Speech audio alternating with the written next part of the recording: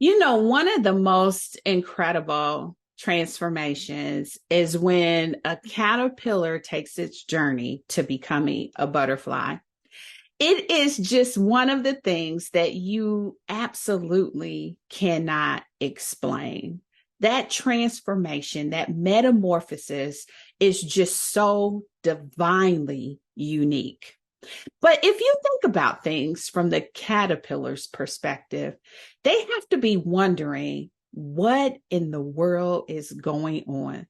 Everything about their experience is nothing like what they knew. It's nothing like what they had experienced before. You see, they were used to just crawling along, and then all of a sudden, their body becomes encased in a cocoon and it begins to get ooey gooey, and they are still living through it all. For them, it has to feel like everything is falling apart and there is no end in sight. But yet, they're transforming and they're growing into something even more incredibly beautiful. And what's dangerous is if you cut the cocoon and the butterfly does not have a chance to strengthen its wings by breaking out, you will disable the butterfly from being able to fly. And so, what's important from this whole story is that there's always a journey that someone is persevering through. And for them, it feels like their world is falling apart. But that transformation, though it may be difficult, though it may be overwhelming, it is one that is going to result in them being the most beautiful they've ever been. That's what perseverance is all about. We hit hard places, yet we overcome. We overcome that experience and that low blow, and we fly again. And today, we're going to talk about a persevering story that I believe is going to encourage you. Now, let's get into it. For the longest time, I secretly wanted more. I often found myself shrinking to fit in, settling for what was comfortable, and even selling myself short. Once I finally accepted that we deserve success and we are blessed with the power to achieve it, I stopped playing small. I'm serious about building a life I love, and you should be too. I'm Denise Taylor of DeniseTaylor.live, and welcome to Embrace Your Power. I help women prioritize themselves, their success, and their happiness. Now let's meet this week's achiever whose story will inspire you to embrace your power and go. Well, hey there, it's Denise Taylor here. You already know I am so excited to have you join me right here on Embrace Your Power. Now, this is the place where you can always count on me to encourage you to build a life that you love. You see, around these parts, we believe that God has given us power to do it. In fact, he said in his word, he didn't give us fear, he gave us power. And when we embrace our power, we can be, do, have, and achieve anything that we want. Now, I believe you're going to be divinely inspired to do the things that God wants to accomplish in your life. But here's the thing. When you do, you get the reward. You get to experience satisfaction and fulfillment that is going to light you up from the inside out. And that's what I want for you. I want you to experience satisfaction and fulfillment. Now, in this season 2 of the podcast, I am so excited because we are doubling down on your career success. You see, when I talk about building a life that you love, one of the things that I know is true is we spend a great amount of our waking time in the workplace. You see, we invest a lot of ourselves there, a lot of our time there. And what I want you to know is you have a right expectation for a return on the investment that you are making at work. I want you to release your faith for increase, for your promotion, for all the things that you desire to come along with your work experience. I believe that can happen for you. So much so, I have labeled this as the season of get promoted. I want you to release your faith for your promotion, because when you set your expectations there, your actions will follow and you soon will reap that reward. Now, I don't know if you're watching on YouTube or maybe you're listening on Apple Podcasts or Spotify, but what I do know is I am glad to be connected with you here. Thursday is treat day to me because I know it's a time where you and I will connect and I will have a chance to introduce someone new to you. And I'm excited about our guest today. She is going to come with a very empowering story that's going to encourage you. Now, before I get into talking about Kyla and welcoming her onto the show, I do want to remind you of the success superpowers. And the reason why is because that's the foundation that we build upon here. And if you're new here, you need to know what they are. You see, success superpower number one is see yourself successful. We have to begin to envision ourselves being, doing, having, and achieving the thing that we want to accomplish. Success superpower number two is shake off fear. It is inevitable that we will have a sense of fear when we think about how big that thing is that we want to accomplish. But I want you to know you can shake off fear when you go back to truth. God gave you power to do it. Number three is do the work. I wish that it was as simple as you being able to twinkle your nose and it happened for you. But the reality is you have to put your hand to the plow. You've got to do the work. And so that is an element of your responsibility. God's going to bless the work of your hand, but you got to do the work. And number four is take care of you. I always love to say that the mantle of greatness is heavy. We have a responsibility to accomplish great things. And as a result, that demand that is going to be on us is going to require that we take care of all areas and aspects of who we are. We need a plan. We need a strategy to take care of ourselves fully so we can accomplish and go the distance. And finally, success superpower number five is hold fast to your faith. That's so critically important. Because in the days on this journey, when we run into results not being what we expected, we need our faith to cling on to. We have expectation that it is going to go right and it goes left. We have expectation that it is going to go up and it goes down. And we have expectation that things will turn out well and they don't. And in that season, when it does not work out the way that we wanted it to, it is our faith that is going to help us persevere. Now, speaking of persevere, I have to tell you the story that Kyla is going to share with us today is one that radiates perseverance to the highest degree. Now, I shared with you before on the prior episodes in season 2 that you should get you a notebook and label it Embrace Your Power. And in that notebook or journal, you should begin to take notes of these incredible nuggets that is being shared from these women that are coming to the platform and having conversations with me. That serves as your ability to tap into wisdom when you need it. So if you've gotten a notebook, I want to invite you to get it now, because my conversation with Kyla today is going to reek of wisdom for when it doesn't go the way you thought it should.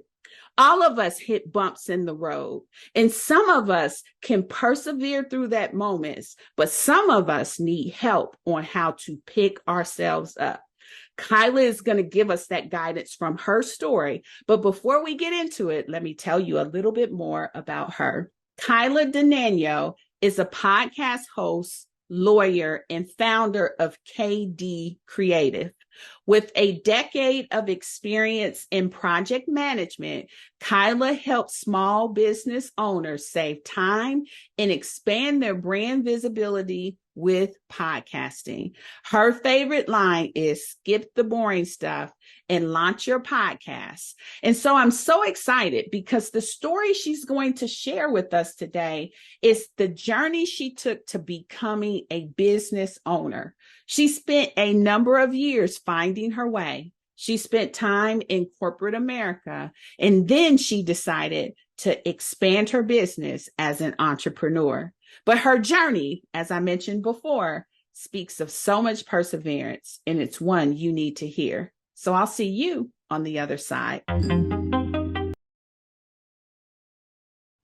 So I'm really excited to jump into this conversation with Kyla.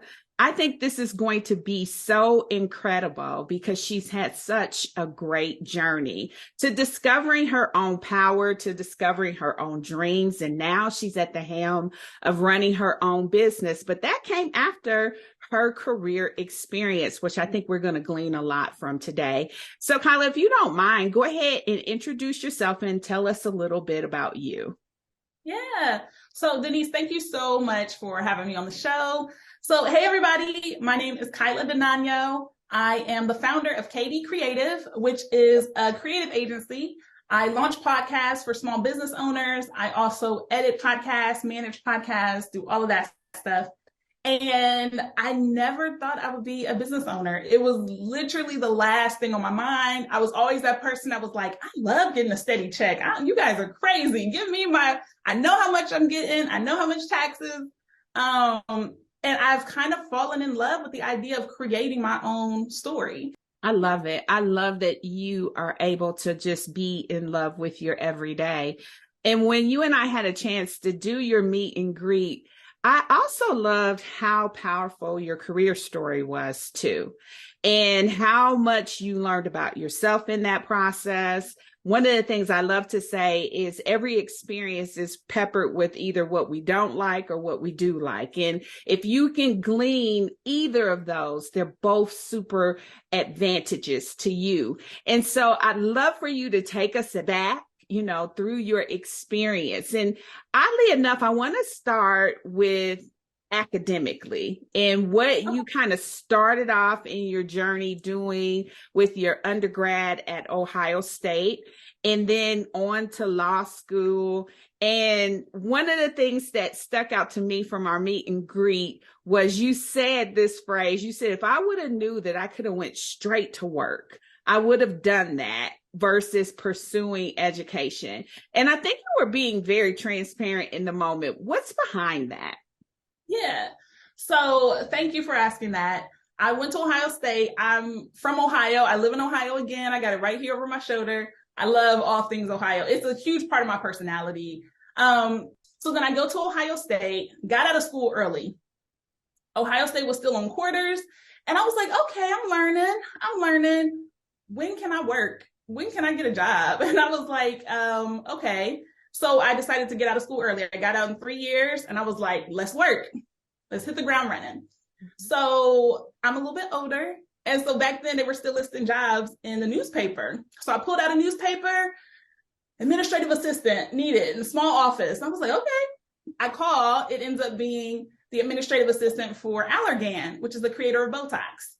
So I'm working. I'm like, all right, this is fun. Then I get some other jobs, but I kept thinking about law school. Now, law school came up because when I was a little girl, I used to wear my dad's robe around the house and pretend to be a judge. I have 2 brothers who were in the house with me. I'm like, I'm adjudicating to you. I'm telling you, yes, you can do that. No, you can't do that. So I always had law school in the back of my mind, and I knew to become a judge, you had to go to law school. So that's where that came from. I think because I always had these thoughts of I want to do this, that sounds interesting, that seems cool, I had never reevaluated it. And that's how, looking back, it feels like I did all these random things. Okay? Like, if you are running to get out of college early to get a job, why do you leave working to go back to school? Because I still was like, well, what about law school? What about? Like, I don't want to have any kind of regrets. So why not? And there was no point, there was no person who sat me down and said, are you sure you want to do this? Because I would have said no, but why not do it? And hopefully we would have had a deeper conversation, right? And had I just known, you just need to have one job, pay your bills, and then create what you want from there, I definitely would not have taken all those twists and turns. Yeah. I think the educational experience kind of boded well for you, though, in that discovery process, right? And I think for as much as how expensive it is, that aside, right? But I think one of the byproducts of those educational journeys is discovering your strengths, discovering your passions, discovering more about your purpose. And so I don't think it's all for naught. I think that you walked away from that experience becoming whole and complete in who you are, and that it was a grooming ground for your becoming process. I just think it was really interesting, a notion, because in today's age, there's a lot of people who are taking gap years. There's a lot of people who are choosing not to move forward with education for different reasons. And I just think your flirting with that idea was just kind of curious to me, what kind of led you that way. So no judgment, just was kind of curious as to what kind of made you think that. All right, so let's talk about your first job out of college, undergrad. So your first job out of undergrad was working to support the national sales director for Allergen.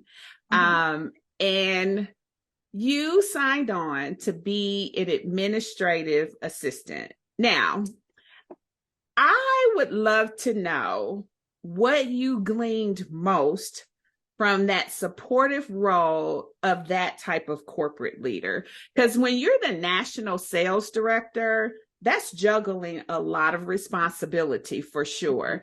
And so it's as if you were on the sidelines watching this great orchestration happen from this leader. What were some of your takeaways? Yeah. So the biggest number one takeaway is the value in being behind the scenes. That part is 100% valuable. And I did not see that before. I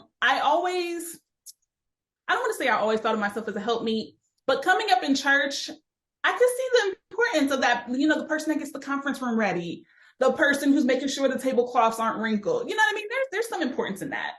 But once you see it on a corporate level, it's completely different. So we were in a regional office because as the national sales director, he was able to flex a little bit. He was like, I have 2 kids that aren't in kindergarten. We're staying local where we need family and help and support. And so Allergan is based in California. We were in Kentucky, and that is what it is. Okay. So it was literally him and myself in this 2-room office. He traveled 85% of the time. So I had to teach myself how to value being behind the scenes. Yes, he's on stage giving the presentation. He couldn't find the slides if it wasn't for me, right? I'm listening to his meetings. I'm, making summaries of them, putting it in order, doing all of these things. All of that can't happen because he literally does not have the time to do it. So it was in that place where I realized you don't have to be the loudest, the biggest, the brightest to still have a great impact. And that was super important to me because I'm an extrovert introvert. Right here, I'm giving you all the energy, all the personality, because I just spent the last 2 hours by myself getting the energy to do it, right? And so I would spend all of that time working in his office when he wasn't there so that I could put all of my power and energy into those presentations, and then he could show it. And I'm like, that's still my voice. That's still my work. It's just coming through another person. So, and I realized how important that was and how valuable that was. So. Yeah, I kind of learned that when I was in college too, because one of the work study programs that I did, I had a role, actually a couple roles where I assisted the secretaries in our departmental offices. And it was really interesting because I began to understand really clear who was running the show by assisting the secretaries in these offices. Yeah. And for as much as you think it's that high-powered titled person, you're right. They rely heavily and in so many ways on those people who are supporting their success. And I think that is an absolute great takeaway. especially when you talk about leadership, because if you can find yourself in that supportive role, be it administrative assistant or otherwise, for a really good leader, you do share the wins together and you do begin to understand how it is the great partnership, and your work does still show up on the forefront. Even though you may not be carrying the big title, you are still very much a part of the work and the success of the organizations that are being supported. So I love that takeaway. So at some point in time, you moved to McGraw-Hill. What prompted your transition, and what were some of the key factors that played into you decisioning to make that shift away from your initial role to this new role with McGraw-Hill? Yeah. So the biggest thing that caused the transition was just timing. I think the kids for the manager at Allergan, I think we were coming up on his youngest being 5, and he was like, "Oh, I'm transitioning to, Irvine, California. Do you want to come?" "Oh, I haven't been here a year. My salary won't transfer from Little Oak, Kentucky to Orange County, California. Okay, am I going to drive my little 2-door Honda?" No. And honestly, I had to just resign, because I was like, I could not live in Orange County making what I make in Kentucky. There was no way. I mean, I would definitely be living in the office. Like, there was just no way that I could have made that transition. So McGraw-Hill is one of their regional offices is based here in Columbus, Ohio. And so I applied to be a department assistant. And I get the job. I come in and they're like, "What have you done? Who you worked for?" And they're like, "Well, this is a lot bigger. It's a 5-story building. There's all these people." The department was at least 25 people. And so I get there and I get really close to some of the management. And this lady, Jaya, is like, "You're great. Can you only support our group of like 8 people?" And I'm like, "Okay." And then, "Okay, you're still really good. Could you support the 2 leaders?" "Sure. More responsibility. That's great." And so I got the role as just to assist the entire department. I'm talking, "Oh, wow, the paper is low in this machine. Let me make sure I refill it before anyone even notices." Those kind of things. I'm walking around with my checklist. "Hey, that's done, right?" But people were noticing, they were watching me, and they're like, "Man, you don't drop the ball on anything. I bet you wouldn't drop the ball on this either. I bet you would exceed at this as well." And I was like, "Okay, great." The important thing about that role, though, was how hard work and your soft skills will transfer wherever you go, because you can't get more different than a publishing house and a pharmaceutical company. You really cannot. I'm talking like with Allergan, we were at sales meetings where he's standing on tables telling people to jump. It's a different kind of amp that you need to go to these dermatology offices all the time versus selling a book or republishing a textbook for a college campus. But my skills transferred in both of them. That's awesome. Now, one of the things that you mentioned when we were meeting early on is that there was some discrepancies between what you understood or assumed about the job title versus the real work that needed to be done. Now, I know you were very early on in your career, but I'm sure you had some real learnings in that, because sometimes what we assume and are not teasing out up front and what we walk into and then have to react to can be very different. I'm talking very specifically about the department assistant versus the operations and process work that you were kind of pulled into. When you think about that, is there something that you now can reflect and say, I should have asked more of, I should have considered more of, or even spoke up to ask for more in terms of even compensation or recognition for yourself in that process of something turning out to be more demanding than what you originally assumed? Yes. So I will say I didn't learn that lesson for another at least 5 years. It wasn't until law school where I realized everything is negotiable. Everything. So I've definitely had the jobs where you come in to do one job, you end up doing another one, and you resent it. You're mad at yourself. You're mad at the supervisors. You're like, you are outworking what you're making. You know it. You just know it. I've had those jobs. Thankfully, McGraw-Hill was not that job, because being a typical corporation, they actually would give you promotions and raises almost like every 13 months. So for that, it was amazing because I was in a traditional corporate office where they had those types of things in place. Now there were definitely about 3 or 4 months where I was doing more work before the compensation caught up. But at that time, it was more than enough. Now, I will say that when I realized what I was doing didn't match my title, I did have a conversation with the woman who kept asking me to do more. And, everyone says your title doesn't matter, your title doesn't matter. But it does. And if it didn't, we would have no titles, right? And so there was one time where, you had that conversation and it's difficult and you're like, well, but if I'm doing the work of an executive assistant and you know that, but you're not paying me for that, how will this look when I go into another meeting or when I send that email and it just says department assistant? How will other people react to the fact that you think titles don't matter? Because you are one person and I'm out here showing myself to everyone. And so she did end up giving me a different title, but for me, it felt comparable because I was already doing the work. But also that was the last time that I realized that the title actually does matter, because it does. I mean, that ended up laying the foundation for my entire life because, and we'll touch on this later, but I am a lawyer. I am not an attorney. And that title and that distinction is a really big deal. So titles do matter. And that was one of the first places where I realized that distinction was important, but also where I realized that I could ask for it and I could kind of push back on your one opinion versus the opinion of everyone else when I'm representing myself in the office. I love that. I love the voice of self-advocacy that rose up in you during that time. And that's something that a lot of women unfortunately face.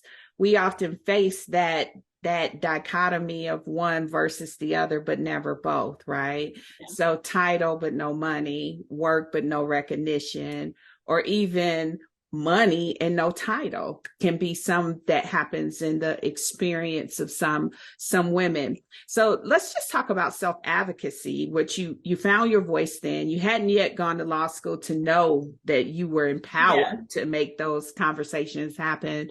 But when you dug deep in to say, I'm glad you think it's okay, but I don't think it's okay for what I am delivering, what really kind of made you be courageous in that moment? And what things did you think about to stand up for yourself and advocate for yourself? Yeah. So one of the things that I really thought about was my corporate friends. And I say that because we had started to talk about money amongst each other. Oh, hey, I'm making this. Oh, I just got this promotion. You go out, you're celebrating. Oh, this is so great. And then someone's like, oh, I got drinks for the table.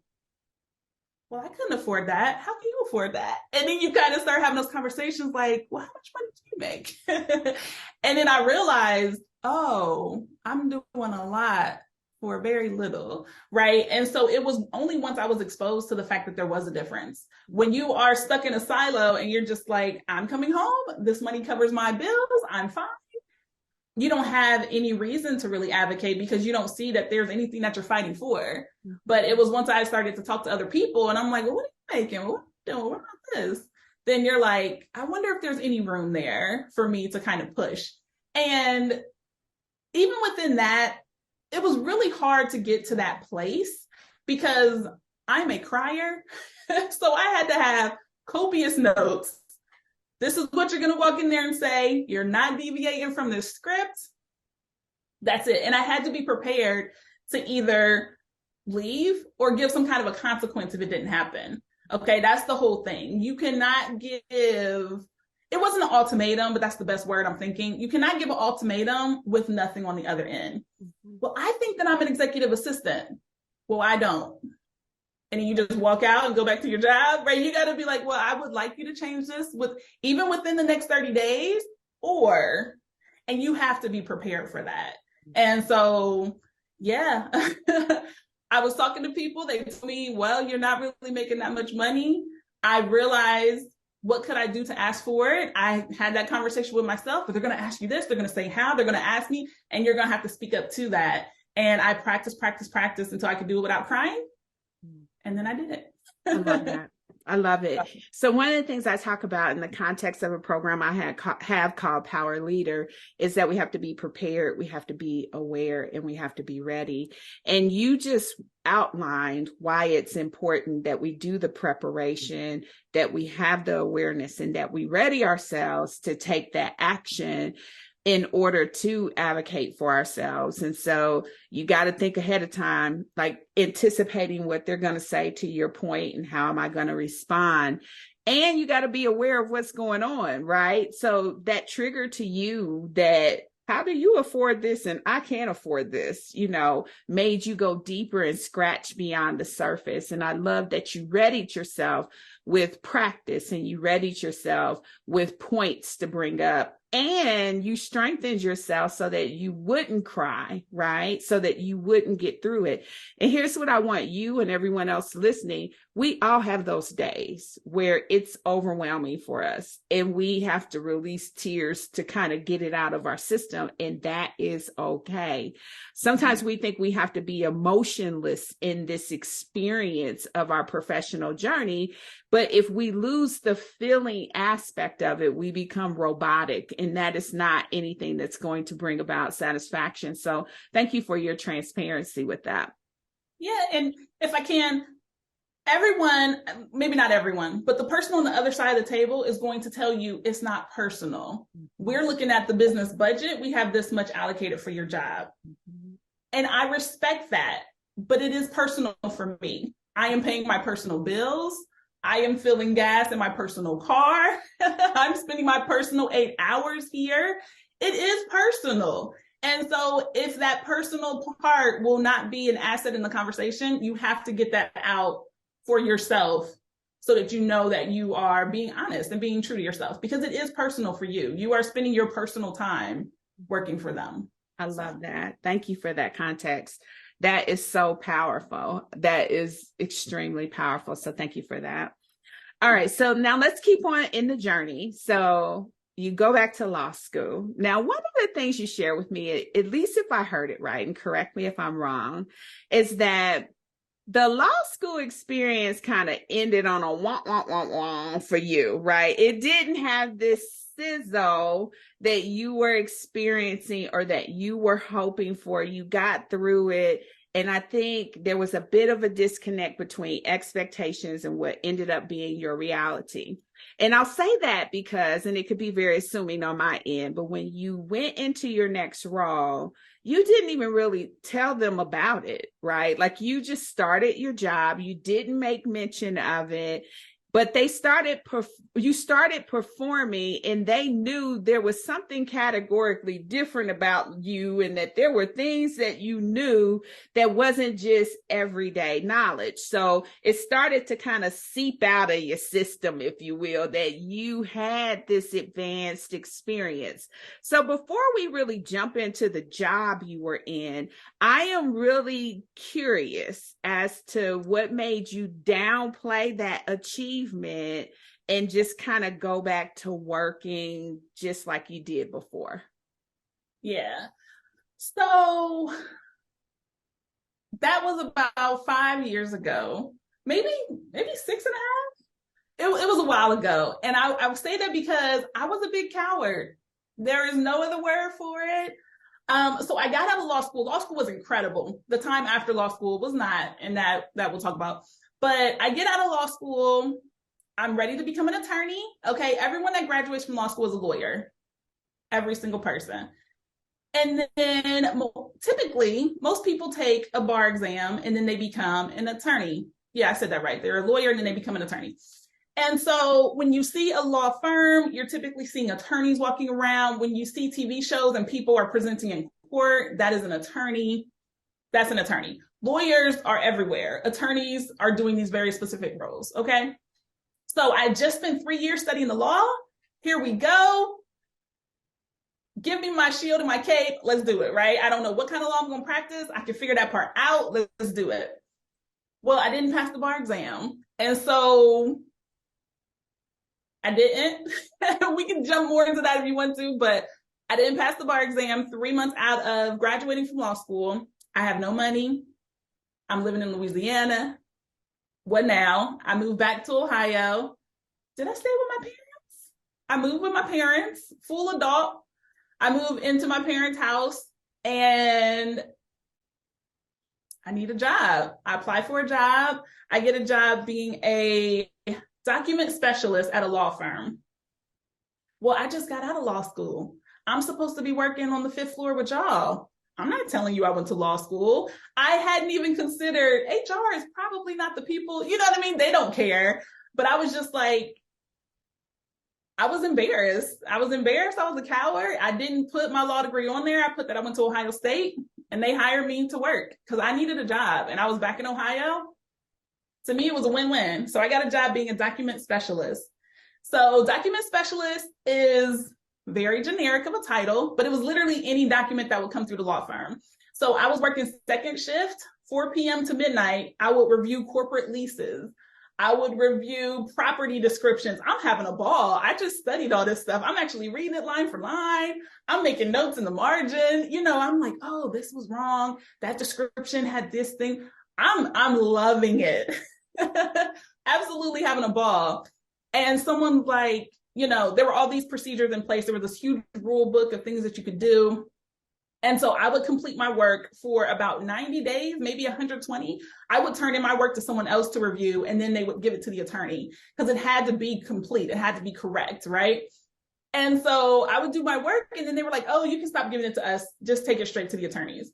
And at the end of the night for my shift, I would go upstairs and you would take your files and put them on the attorney's desk. And so I'm living my little paralegal dreams, not even knowing it. I'm going upstairs. I'm like, look at their offices. This is supposed to be me, right? I went to law school. Why isn't this my office? Whatever, put your little files down. And so one of the attorneys was like, you do such a good job. Like, why are you so good at this? You know, was it the training? Was it this? Like, let us know so we can improve. And I'm like, oh, well, you know, I am a lawyer. What? What do you mean? And I was like, oh, well, I went to law school. I went to school in Louisiana, and then I moved back to Ohio. And now I'm working in the basement, second shift, working on your legal documents. And so that was after about a year of working there.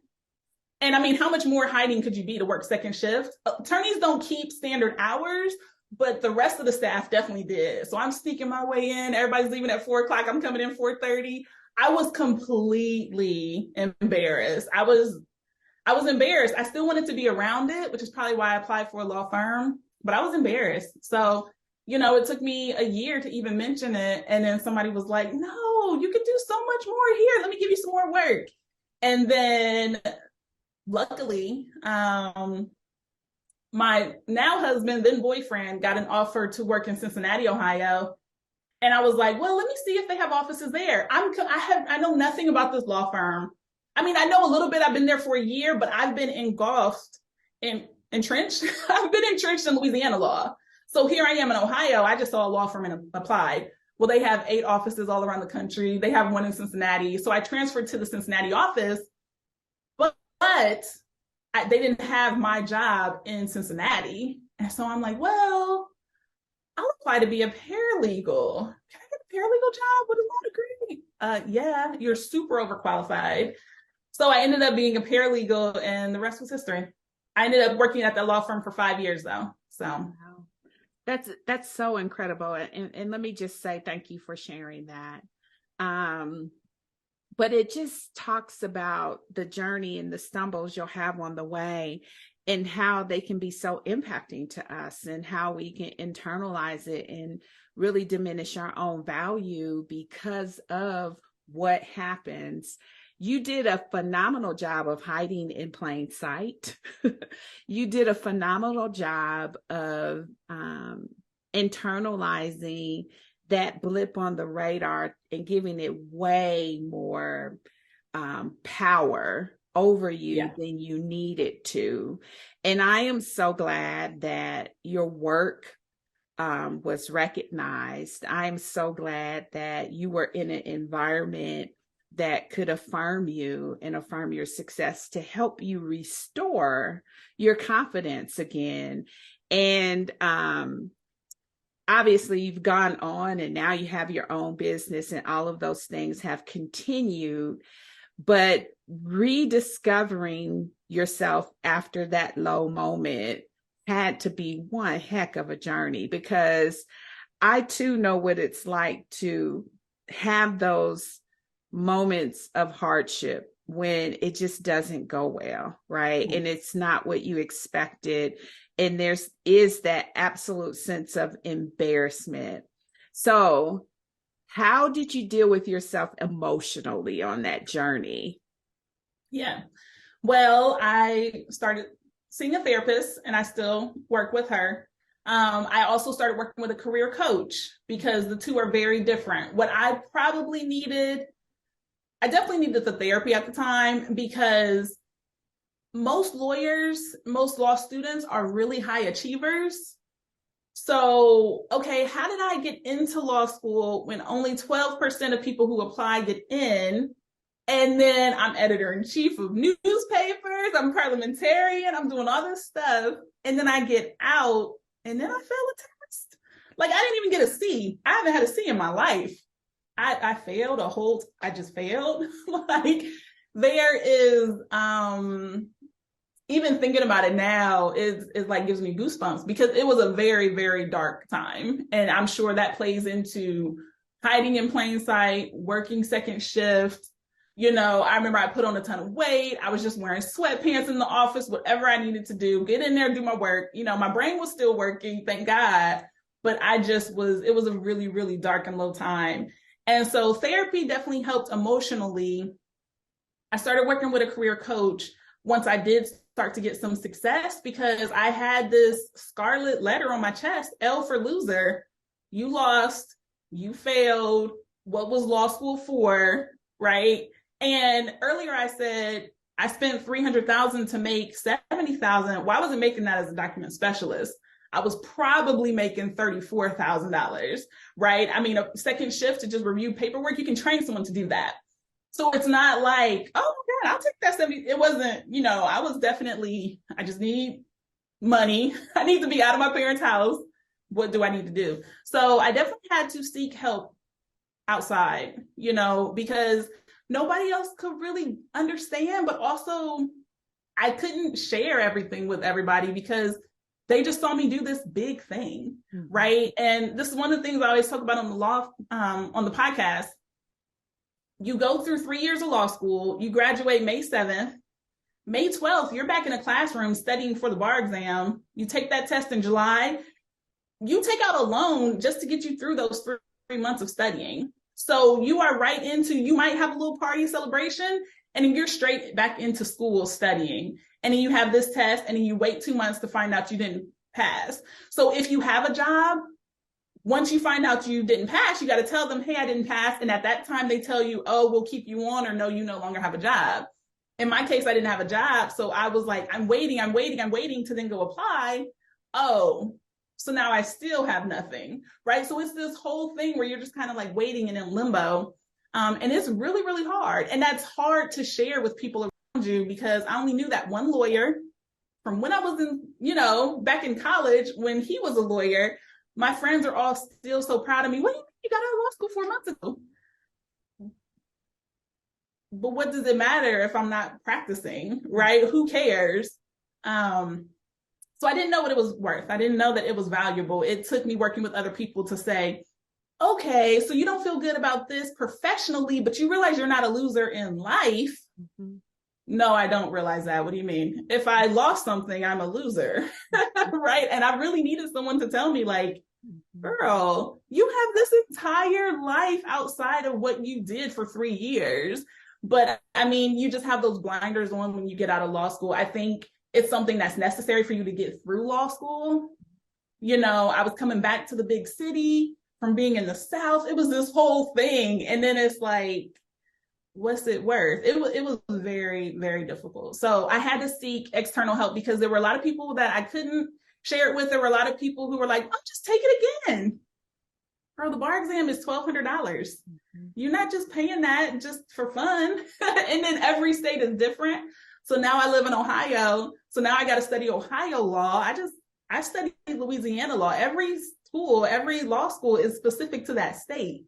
Like there's so much more than this, and then you don't want to have that conversation while you're also crying because like it was too much. So it was really, really internal, and I'm glad that I did seek some external help because I needed it. I was in a rough place, and I just felt like everything I had done was for nothing. So that was how I got out of it. So, Kyla, let me just say thank you for sharing your story. There's a couple of things I just want to affirm, which you already know. That definitely is your part of your experience, but it's not a definition of who you are. But high achievers, we struggle with when it doesn't work out well. We just absolutely do. And we tend to be very analytical and trying to figure out what went wrong with it. And the unfortunate thing when we are left to the thoughts in our own mind is we self-sabotage, we blame, and we take all of that on. And so I'm so glad that you were able to reach out for help. I'm also so glad that your potential and your light continue to shine and become recognized by those who you did start working with. But most of all, I am grateful that you are open to telling your story, because when you tell your story, you also get to tell the new ending, and that it didn't stop for you there. You get to stop allowing your story to weaponize you, because you now take your power back and realize that your life has continued on.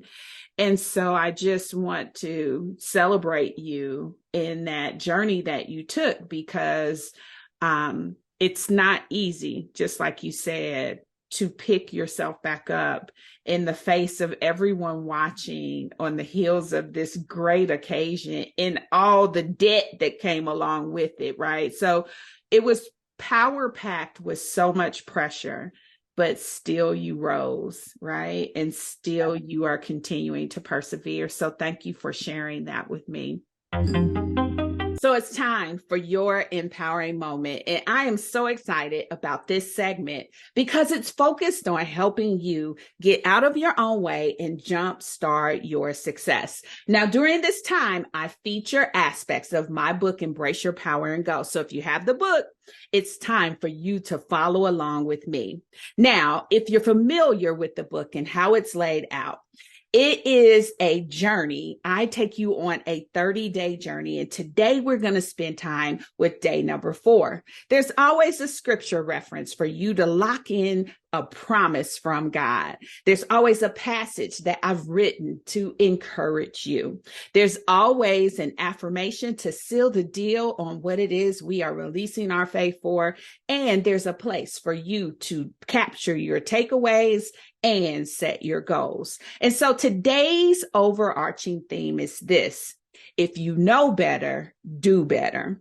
Our scripture reference to go along with that in terms of the promise is making the most of the time, buying up each opportunity because the days are evil. And that's Ephesians 5:16.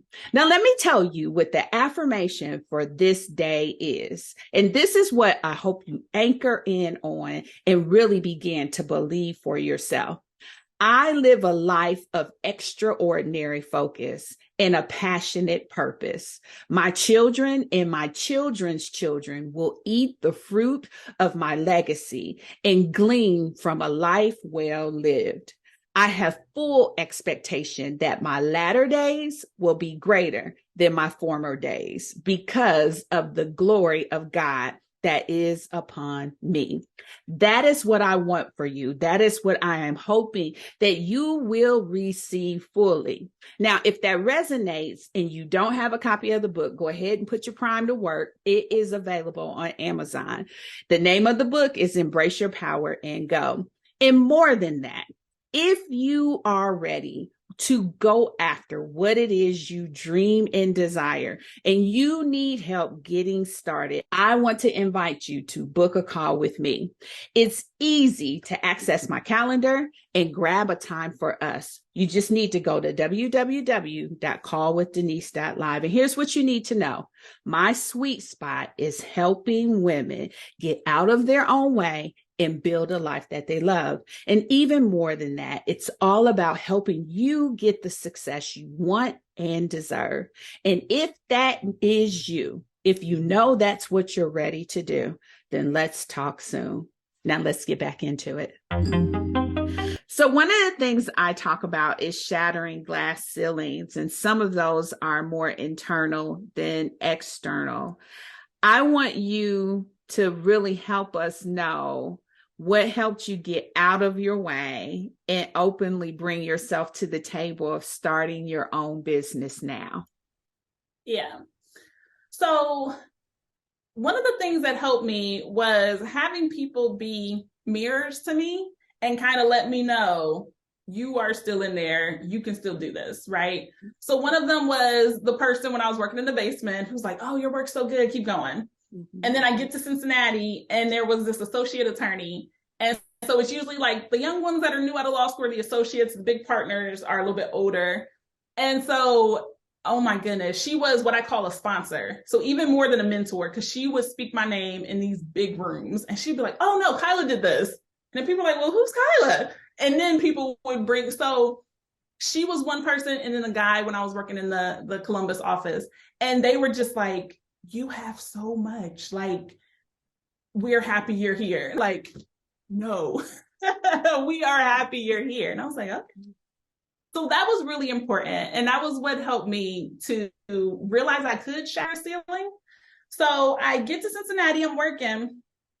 And they're like, oh my goodness, we need another Kyla. We need another Kyla. You're so good. And I'm like, not you're trying to fire me. And they're like, no, we need like to duplicate you. Like, how do we get more? And so I heard that said for about 6 months. And I'm like, I could train another me. And so then I go to a meeting and I'm like, what do you think about me opening a department and hiring people to do what I do? Of course. It wasn't that easy, but you know what I mean. And so I ended up writing the job description. I looked at the resumes. I interviewed. I hired. I trained. I'm talking like if a partner writes you and has 3 questions, you write them back and you answer each one in each line. Like I trained everything. And so that was my training ground for me to start my own business because I literally created a department in a law firm that was more than 100 years old, that had 8 offices, and they saw the value in having all of these very specific skills be shared with this group of people. And so, I mean, I did that and I just took it to another level to scale it for opening my own business. So I think that every journey, especially now looking back, was a stair step, right? I get a job as an admin assistant. Oh, people can be important and your work is still important. Then I'm a department assistant. Wow, look at all the people it takes to do one thing. Wonder what else would happen. Then I go to law school, nothing's black and white. And then I'm working in the basement, but you don't have to stay in the basement. You can move up, right? And so everything was a stair step to which when it was time for me, when someone even offered me a chance to come to the table, I showed up at the table. I was fully present. I knew how to negotiate. I'm talking, oh, you can't meet my salary, but you give me a bonus. Well, if I leave, I'm paying the amount after taxes, not the full amount. I'm talking negotiate everything, right? But everything was training me. I had no idea. Until now, I'm like, Kyla, you could work anywhere. But you know what? You are your best boss.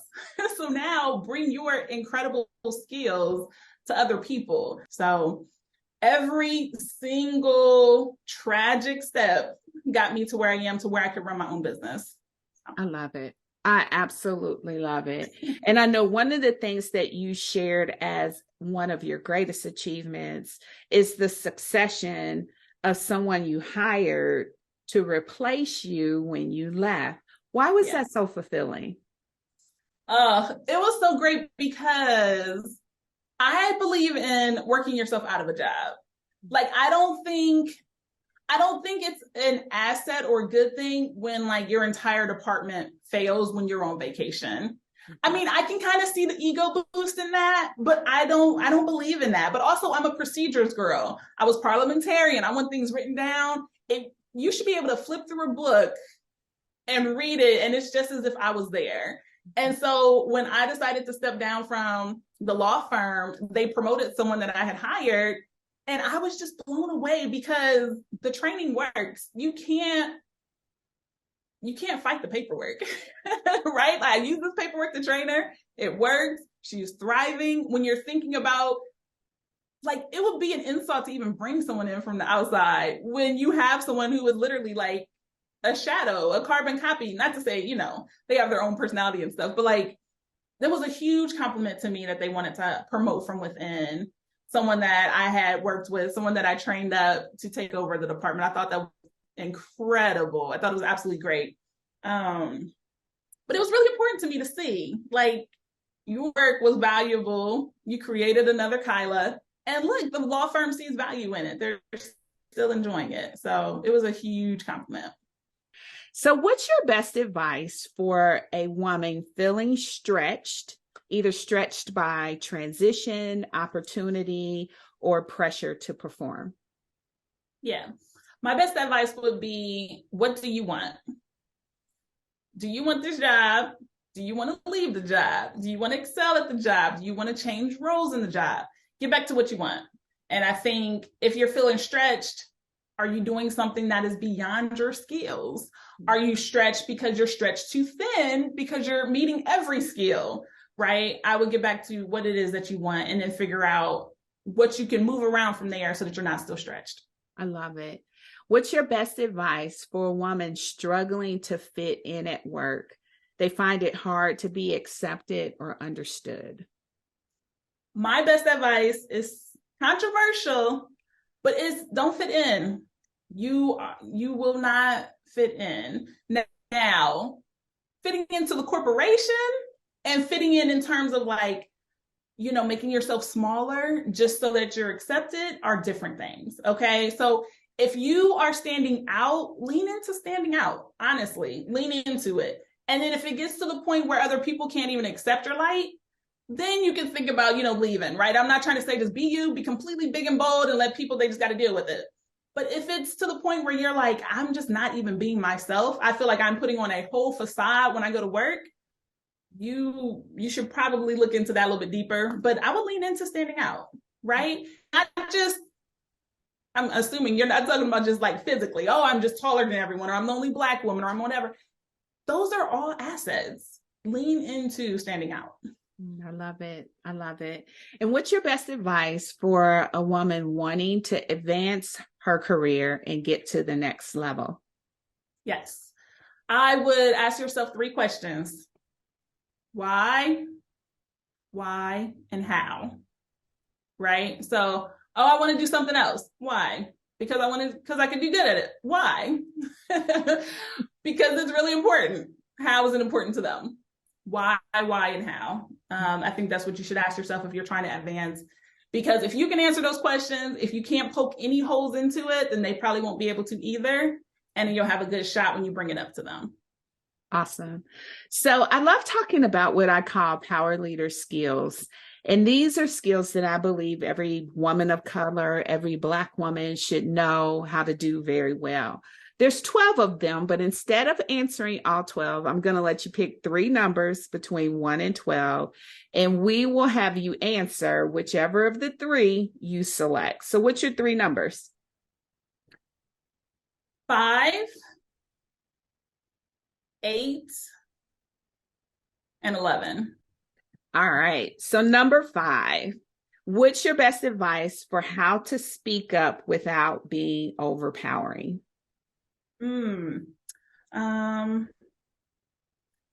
Get a co-signer on your idea. You think something should be done?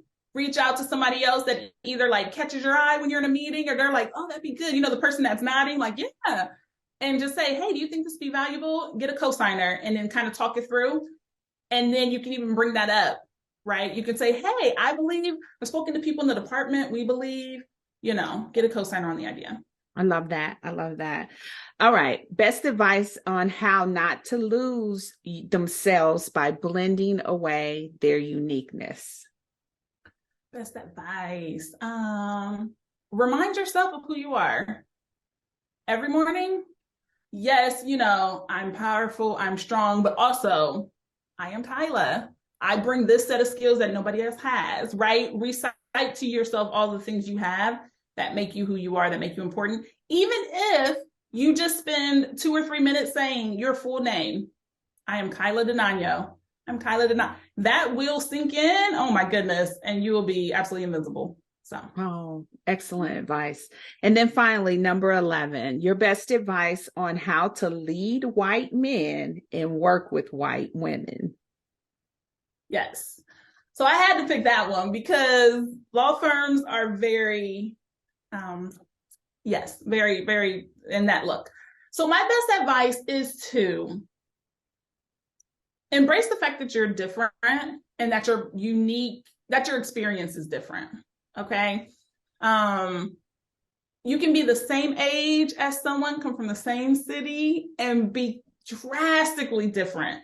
And so I think if you can identify the things that make you different than them, that automatically will have someone leaning forward and kind of saying, tell me a little bit more, because your experience is completely different, right? And so if you're going to lead people who look different from you, then you have to get into, well, we are different, but these are the things that are the same. We're in the same office. We are on the same department. We want the same goals. You know what I mean? If you can find the things that make you different, but then also say this is how they're assets. This is how this can improve the business. This is how this will make everyone better. I think that's one of the ways because, you're the meatball in the bowl of rice, but you got to make it work. So I love that. The meatball and the bowl of rice. All right. And then finally, we are going to close out with questions that have become signature to the podcast now, where I tap more into what would you tell your younger self if you could? So the first is, what would you tell your younger self about life if you could? I would tell my younger self that life is flexible and you have to just bend it and mold it to work out for you. Life is very flexible. I love that. What would you tell your younger self about love if you could? I would say that love is more fun than people ever will tell you. And if you're not having fun, you're probably doing it wrong. That's so good. And then finally, happiness wisdom. What would you tell your younger self about happiness if you could? I would tell myself that I am the magic. Nobody else has it. And so if I show up and I bring my magic, everybody else will be happy too. That's good. Let our listeners know what's coming up for you next and how they can get connected with you. Yeah. So I am a YouTuber. I do book reviews every single week, nonfiction, fiction, all of the stuff. So feel free to follow me at YouTube, Kyla Denanyoh. I would love to have you as a subscriber or even just watch the videos and learn something. These book reviews are fantastic. I'm talking about all kinds of things. And then also feel free to join my email list. It's at skiptheboringstuff.com. That's where I launch podcasts and edit podcasts because I want you to skip all the boring stuff. Let me do all that work. So you'll see the page there to link on skiptheboringstuff.com for you to join my newsletter. That's awesome. So can I tell you one more thing, Kyla? Yeah. Success looks so good on you. Thank you. You're Thanks. welcome. So I am pretty sure you sensed the sensitivity and vulnerability that Kyla opened herself up as she began to share about not passing the bar exam. I know I did in talking with her, and I'm sure that translated well as you listened. You see, one of the things that happens to us as high achieving women is when we face a time when it doesn't go well for us, as a bump in the road, as an obstacle we face, or even as a failure, if you will, all of these limiting beliefs start to flood in, and we question everything about who we are and what it is that we can do and accomplish. And I think Kyla expressed that well, and she expressed the low place that she found herself in and expressed the fact that she had to get back to some degree of safety. And I'm so grateful that she found that with therapy and with her family and with love. I'm so grateful that she was able to get back to a place where she could begin to get her legs underneath herself again so that she could begin to soar. I'm also so grateful that her gifts proved themselves. They began to make room for her. I'm so grateful for her testimony because I know how encouraging it must have been for you. I know it was encouraging for me, and I can reflect back to moments in my life where I stumbled too. And I felt like I wasn't going to get out of that moment. But just like Kyla, I got out of it as well. And I want to encourage you. I want you to know that if you're hitting bumps in the road, that you will get out of it too. I want you to know that you have it in you to persevere. You see, at the beginning of the podcast, I always talk about our God-given power, and that when we embrace our power, we can be, we can do, we can have, and we can achieve. Everything that we're going to run into, we have the ability to persevere. And I don't want you to ever forget that, because this road that we're on to success, it can have some bumps that may knock us down. But I want you to know that you can get back up. You can rise again. You can overcome and experience success.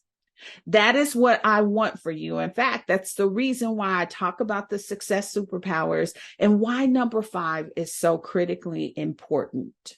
You see, holding fast to our faith is what gets us through those bumps in the road. I always talk about 5 expectations that your faith should be able to deliver for you. So whatever you believe in, it should be able to give you hope. It should be able to give you peace. It should be able to sustain you and steady you. And it should be reliable so that when you need it, it is there. And so if you're experiencing a downtime similar to what Kyla shared with us today, where something is not going right for you, I want you to know that God gave you power.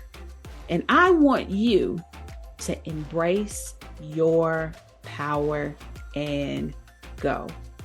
I'm going to look forward to seeing you next week. Thanks for being connected with me here. Now, if you love this episode, you're going to want to access the free resource I curated just for you. The Power Leader Toolkit is absolutely free, and it includes 3 power-packed career transforming resources that will help you change the game and build the career that you want and deserve. It includes my powerful training, The 7 Habits of Highly Successful Women. Now, you can get your hands on this toolkit right now. And as I said, it's absolutely free.